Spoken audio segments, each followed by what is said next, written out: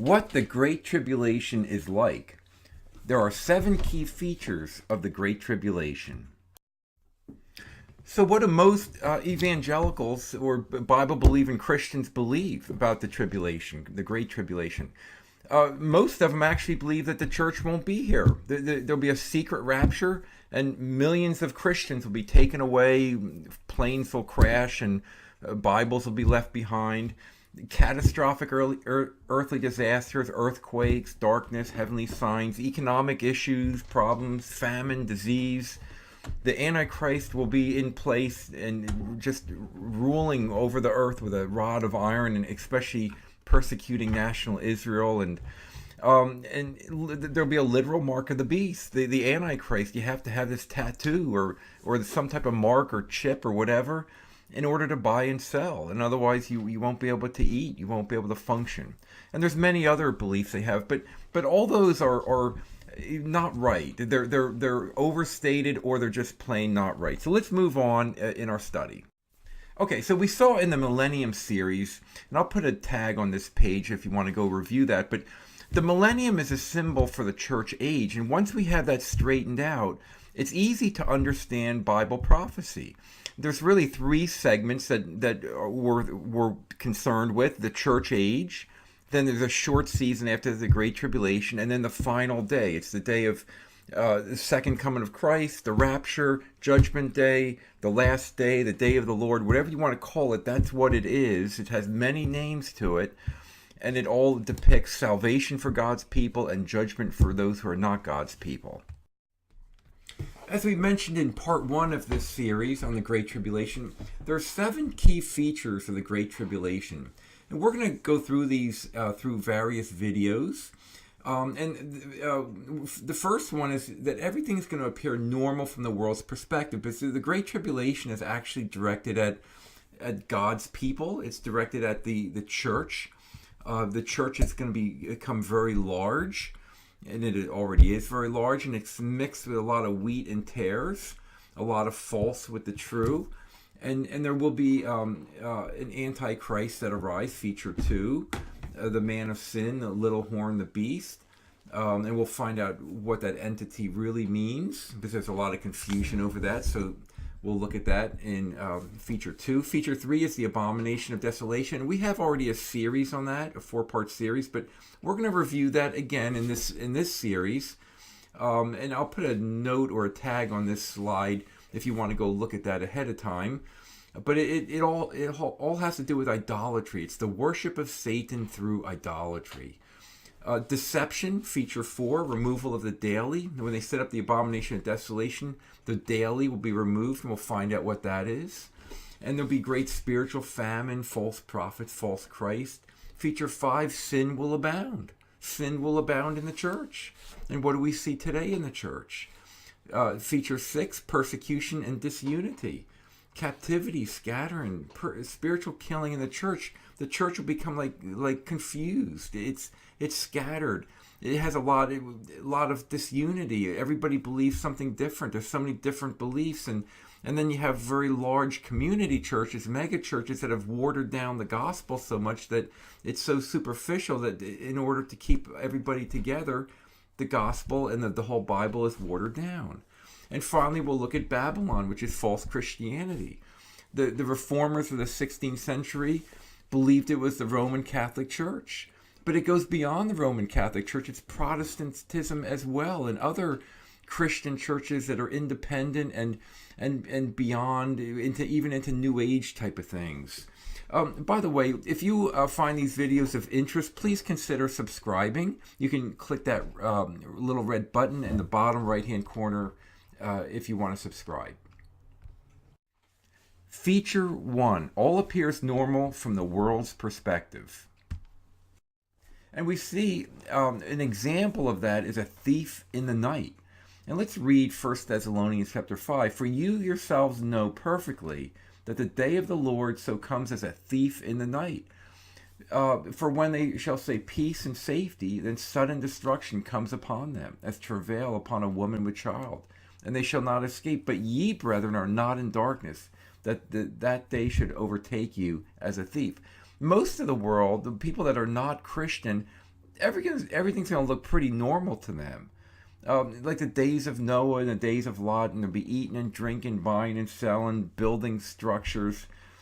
People will be working together. And the last day, the day of judgment, the final day, it'll come as a thief in the night, which means that the Great Tribulation that's in place right before that is also hard to detect for the world. They just don't understand spiritually what's going on. And the tribulation, Great Tribulation, is actually on Christians and on God's church.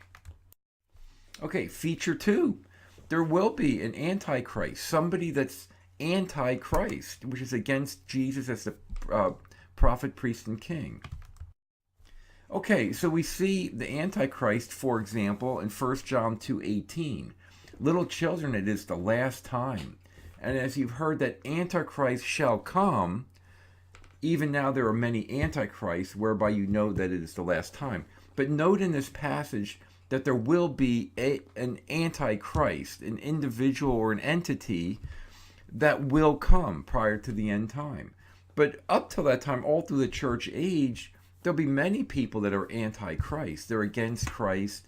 They're against the fact that he's the prophet, priest, and king. He's the word of God. He's the only way to salvation as the priest. And he's the king. He needs to be obeyed. And we find, when we're going to get into this study on the Antichrist, that there's many other names for this end-time Antichrist, and other passages that refer to the Great Tribulation. For example, the man of sin, son of perdition, the lawless one, the beast in Revelation 13, the seventh head of the scarlet-colored beast in Revelation 17, the little horn of Daniel 7 and 8, the king of the north, and there's many other descriptions of the Antichrist in the Bible. Okay, and the definition of an Antichrist is to be against Christ. Prophet, word of God; priest, Christ is the only way to salvation; king, obedience. That's going to be the Antichrist. The Antichrist is against the word of God, doesn't respect the word of God. Christ is not the only way to salvation.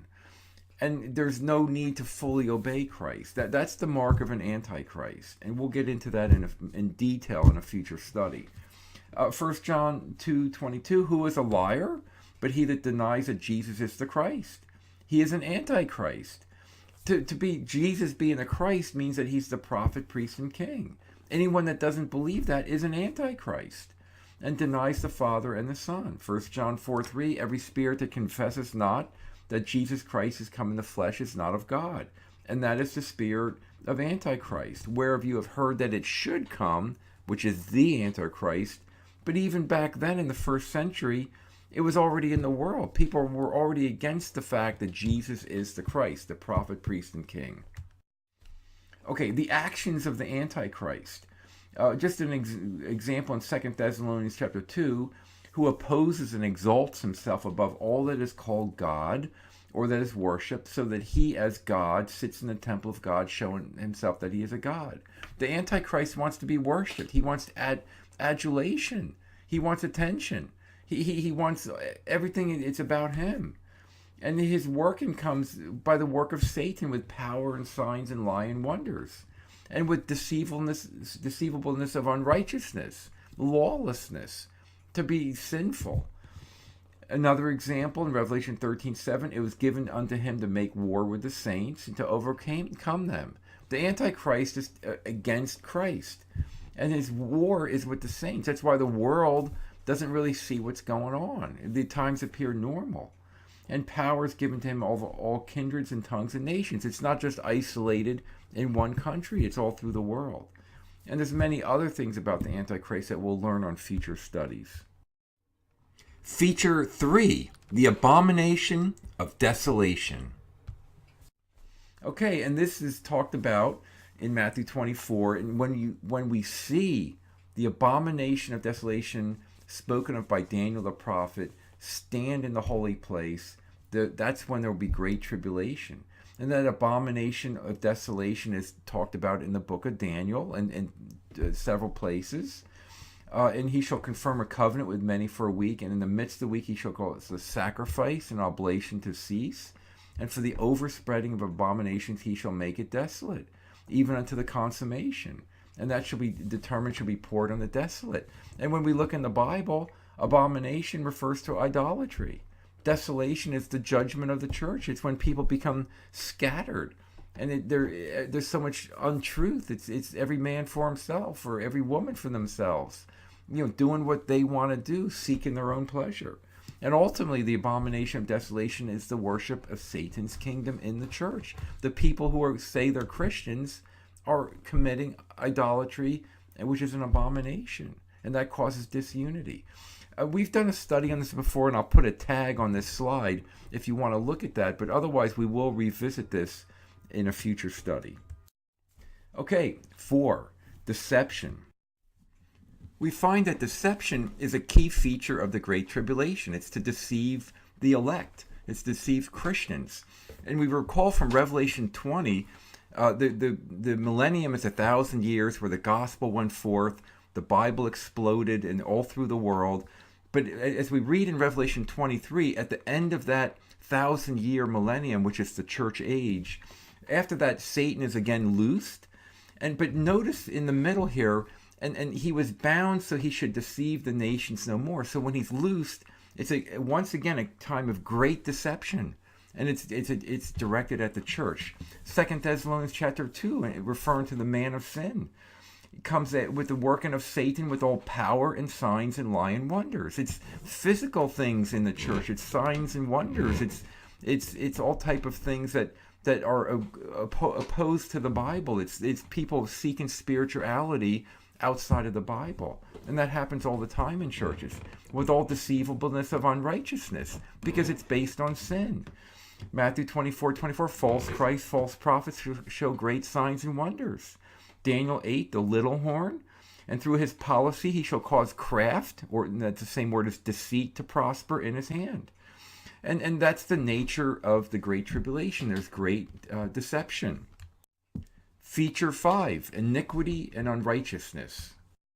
And that will abound. And we see in Matthew 24, because iniquity, and that's lawlessness, shall abound, the love of many shall wax cold. There'll be a lot of lawlessness. People want to do whatever they want to do. Violation of the 10 Commandments. Violation of all type of normal things. What's wrong will become right, and what's right will become wrong. Whether it's fornication, stealing, bearing false witness, worshiping idols, worshiping other gods, disrespecting family and parents. All type of sin will be out and abound. And we've looked at 2 Thessalonians 2 already. Days of Noah, and God saw that the wickedness of man was great in the earth. The days of Noah are a symbol of how it will be at the end time. And wickedness of man was great in the earth, and that every imagination of the thoughts of his heart was only on evil continually. How about today? How about in the world today? Do people think about evil? Are they devising ways to be evil? Days of Lot, similarly, and that's again a time right before the Judgment Day, which is the destruction of Sodom and Gomorrah, was a portrait of that. Delivered just Lot, vexed with the filthy conversation or conduct of the wicked. For that righteous man dwelling among them, and seeing and hearing, vex his righteous soul from day to day with their unlawful deeds. And in the time of Sodom and Gomorrah, there was man with man, and there was all type of sin and greed and that was going on at that time. Feature 6, persecution and disunity of the church. The Great Tribulation will be marked by persecution. For example, in Matthew 24, they shall deliver you up to be afflicted, and shall kill you, and shall be hated of all nations for my name's sake. We recall when we were killed spiritually, when somebody hates us or hates their brother. And many shall be offended, and shall betray one another, and shall hate one another. It's persecution and disunity. Daniel 8, when the transgressors have come to the full, a king of fierce countenance, that's the Antichrist, and understanding dark sentences, shall stand up and shall destroy the mighty and the holy people. That's what the Great Tribulation is all about. It's destroying, disunifying. It's not necessarily about physical killing, it's about spiritual killing and causing disunity and scattering and division. Everybody's going and doing their own thing. Revelation 13, it was given unto him to make war with the saints and to overcome them, and power was given him over all kindreds and tongues and nations. It's not isolated to a particular part of the world. It's all through the world. There's chaos and confusion within the body of people that are Christian. Babylon. Okay, Babylon is false Christianity. And we see this woman Babylon in Revelation 17 and 18. And again, this false church, this false Christianity, is likened unto a woman drunken with the blood of the saints and with the blood of the martyrs of Jesus.